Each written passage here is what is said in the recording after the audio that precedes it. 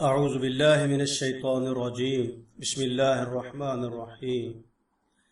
اللہم صل علی سیدنا و مولانا محمد وعلی آل سیدنا و مولانا محمد وبارک وسلم ثم صل علیہ۔ آج کا بیان جو ہے وہ سیدنا حضرت سلیمان علیہ السلام کے تمام مخلوقات جو اللہ رب العزت کی ہیں ان کی ضیافت کا ہے، یعنی ان کے لیے کھانا تیار کرنے کے متعلق ہے۔ حضرت وہب ابن منبہ رحمۃ اللہ علیہ سے روایت ہے کہ جب حضرت سلیمان علیہ السلام کو اللہ رب العزت نے مشرق اور مغرب اور سارے جہان کی سلطنت عطا فرمائی تو انہوں نے اللہ رب العزت سے عرض کی کہ یا اللہ، مجھے یہ آرزو ہے کہ ایک دن تیری ساری مخلوق کی میں دعوت کروں، چاہے وہ خشکی پر رہتی ہو یا تری میں، انسان ہو یا جنات ہوں، وحشی جانور ہوں یا پرندے ہوں، یہاں تک کہ چیونٹی اور مکھی، کیڑے اور مکوڑے اور غلظ جتنے بھی ذی روح ہیں سب کی میں ضیافت کروں۔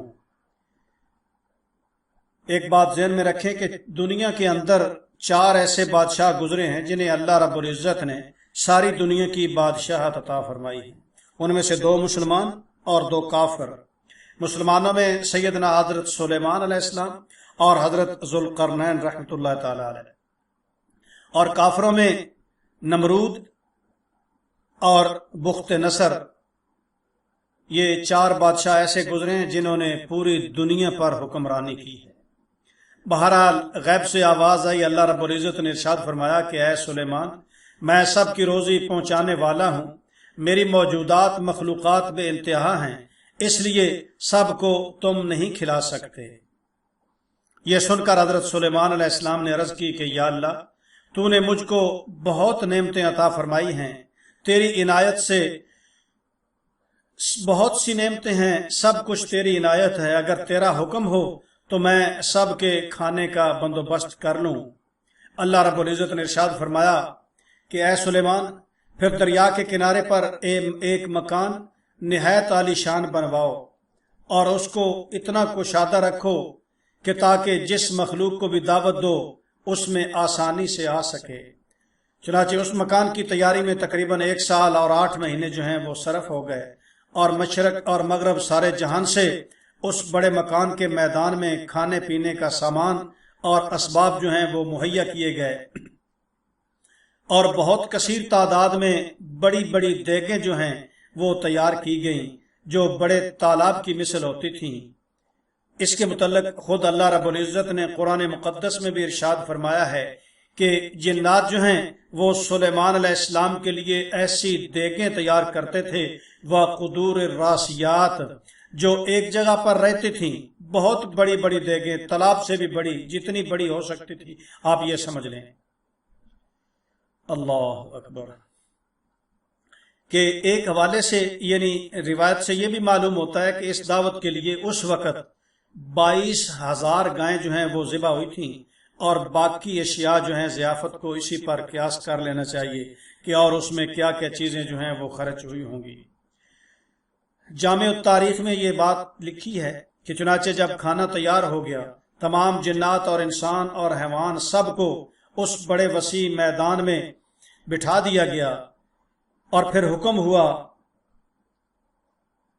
کہ سلیمان علیہ السلام کا جو تخت ہے وہ ہوا میں معلق رہے تاکہ سلیمان علیہ السلام وہاں سے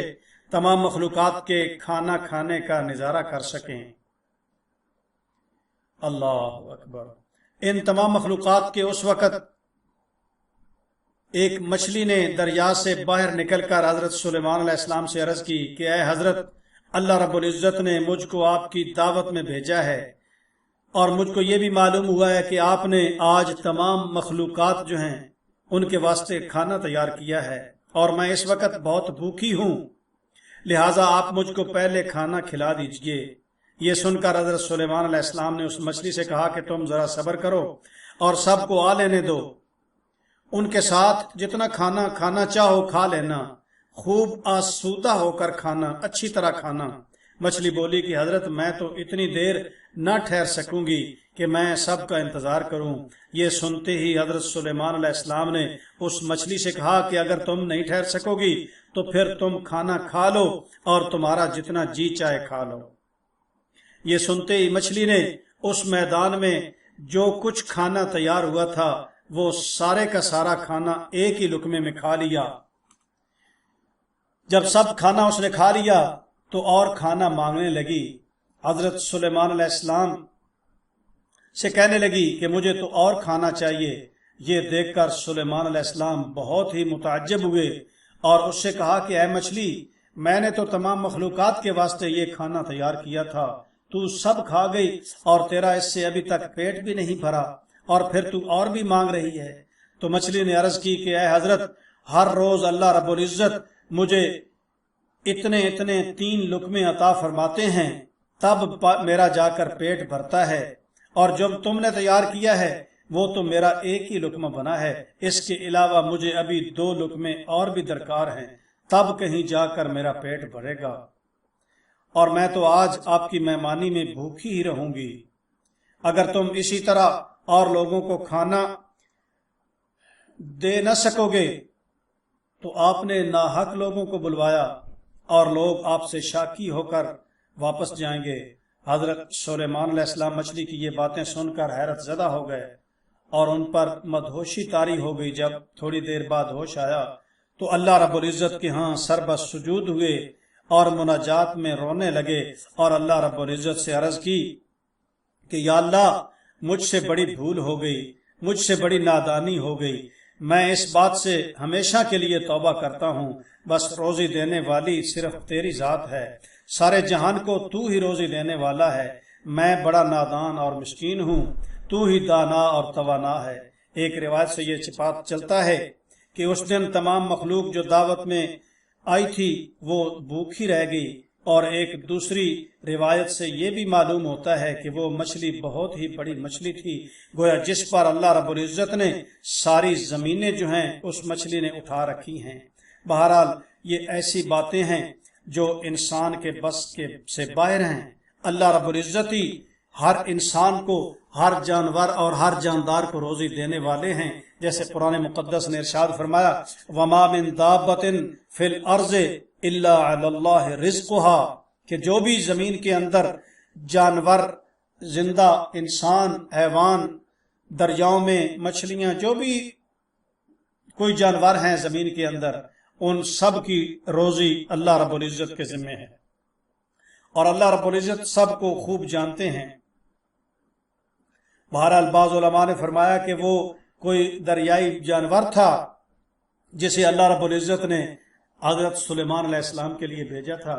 بہرحال بات یہ ہے کہ اللہ رب العزت نے یہ دکھانا تھا کہ یہ انسان کے بس کی بات نہیں۔ رزق اللہ رب العزت ہر انسان کے گھر جو اس کا مقدر ہے، جہاں بھی انسان ہے اس کو پہنچاتا ہے، جیسے فرمایا کہ وَيَعْلَمُ مُسْتَقَرَّهَا وَمُسْتَوْدَعَهَا، اللہ رب العزت اس کے عارضی ٹھکانے کو بھی اور مستقل ٹھکانے کو بھی جانتے ہیں، اور اس بندے کا رزق اس کے پاس پہنچاتا ہے۔ تو رزق دینے والی اللہ کی ذات ہے، اسی پر انسان کو یقین رکھنا چاہیے۔ تو یہ وہ واقعہ تھا بڑا عجیب کہ حضرت سلیمان علیہ السلام نے تمام مخلوقات کی ضیافت کی، اور ایک ہی دریائی جانور یعنی مچھلی یا کوئی اور جو بھی جانور تھا، اس نے ایک ہی لقمے میں وہ ساری چیزیں جو تیار کی گئی تھیں اتنے عرصے میں، ساری کی ساری ایک ہی لقمے میں ختم کر دی۔ سلیمان علیہ السلام بھی حیران رہ گئے اور آئندہ کے لیے توبہ کی کہ یا اللہ، ایسی کبھی جستجو یا آرزو دل میں نہیں کروں گا۔ دعا ہے اللہ رب العزت ایسے واقعات کو سمجھنے اور نیک راستے پر چلنے کی توفیق عطا فرمائیں۔ حسبنا اللہ و نعم الوکیل، علی اللہ توکلنا۔